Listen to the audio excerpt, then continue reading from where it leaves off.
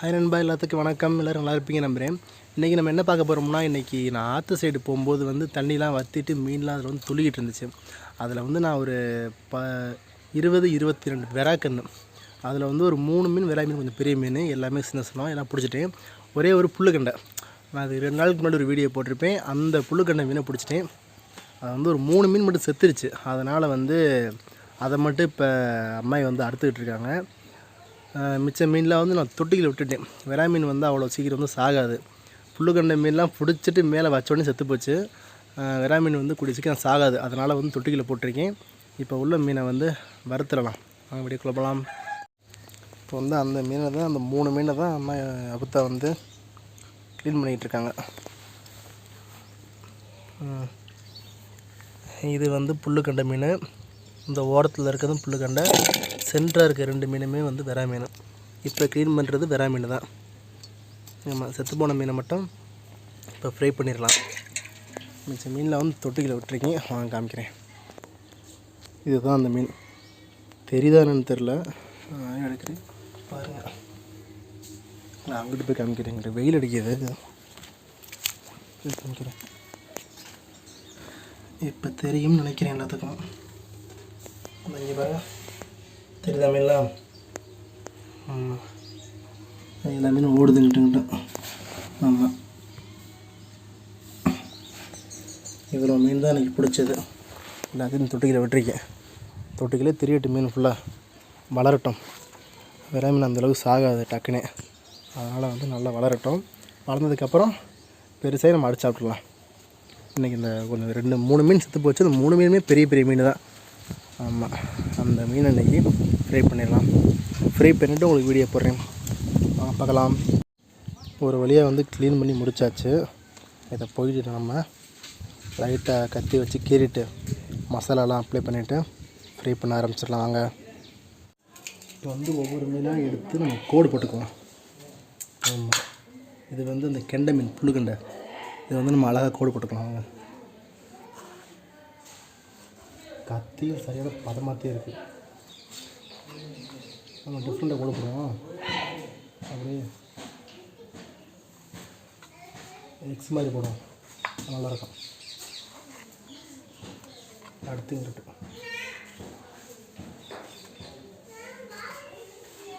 சட்டிக்கிற மீனை போட்டுருவோம். சட்டிக்கிற மீனை போட்டு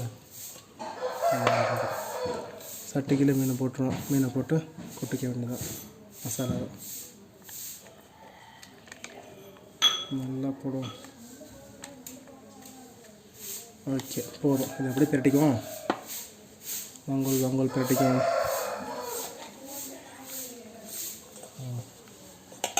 நல்லா மசாலா சாரணும்.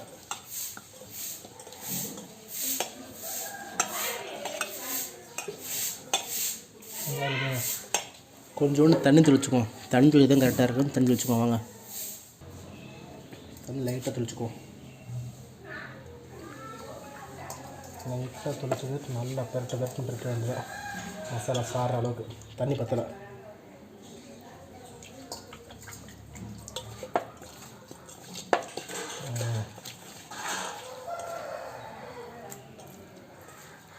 இன்னுமே தண்ணி பத்தலை.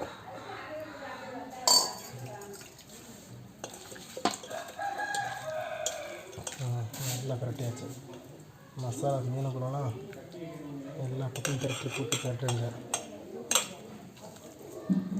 மீன் சூப்பராக இருக்கா? எல்லா பக்கம் போட்டு பிரட்டுங்க. நான் எப்போவுமே ஓன் மசாலா யூஸ் பண்ண மாட்டேன். இது கொஞ்சம் மீன் தானே, அதனால் அப்படின்னு சொல்லிட்டு தான் ஓன் மசாலா. ஓகே, அவ்வளோதான்.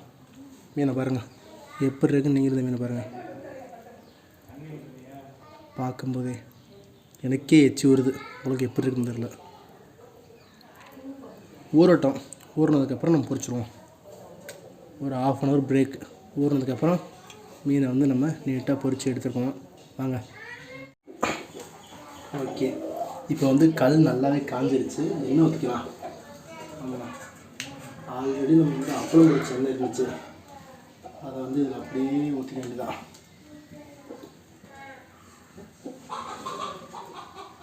ஓகே, நல்லா ஊற்றி வச்சு கல் நல்லா காஞ்சிருச்சு. ஓரளவு கொஞ்சம் எண்ணெய் காயட்டும், அப்போ தான் வந்து நல்லாயிருக்கும். வந்து நல்லா காஞ்சிருச்சு. ஃபஸ்ட்டு வந்து கருவேப்பிலை வந்து அப்படியே வச்சுக்கலாம்.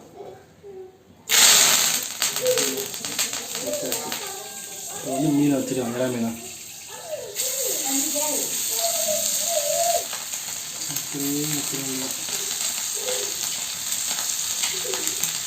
விராமனோட தலைப்பு, இன்னொரு விராமனோட தலைப்பு. அவ்வளோதான். இது வந்து நல்லா ஃப்ரை ஆகட்டும். இன்னொரு கருவேப்பிலை கூட மேலே வச்சுக்கலாம். கருவேப்பிலை வந்து டேஸ்ட் நல்லா கொடுக்கும். வச்சுக்கலாம்.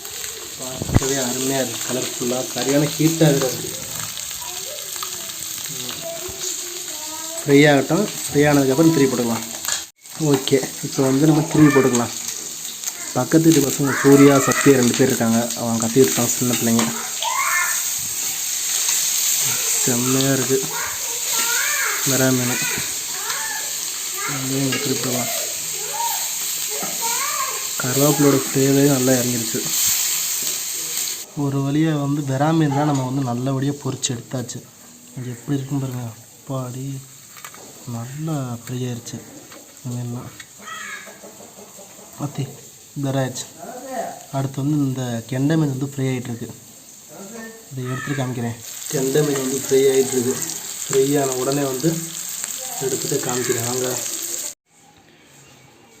அப்பாடா, ஒரு வழியாக வந்து மீன்லாம் வந்து நல்லபடியாக பொரிச்சு எடுத்தாச்சு. எப்படி இருக்குது மீன்? சூப்பராக இருக்கா? இன்றைக்கி நம்மளே பிடிச்சி நம்மளே சமைச்சா பிறகு நல்லாத்தே இருக்குது. ஆமாம், நீங்கள் சாப்பிடுவோம். அதை லைட்டாக பிடிச்சிக்குவோம்.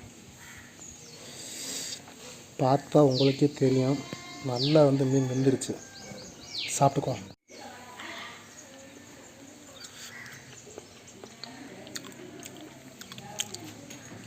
செம்ம டேஸ்ட்டு, வேறு விட இருக்குது. உப்பு காரமெல்லாம் சொல்கிறது மாதிரி கரெக்டாக இருக்குது. ஓகே நண்பா, இந்த வீடியோ பிடிச்சிருந்தா மறக்காம ஒரு லைக் பண்ணி சப்ஸ்கிரைப் பண்ணிடுங்க. பை நண்பா, அடுத்த வீடியோவில் பார்ப்போம். டாட்டா.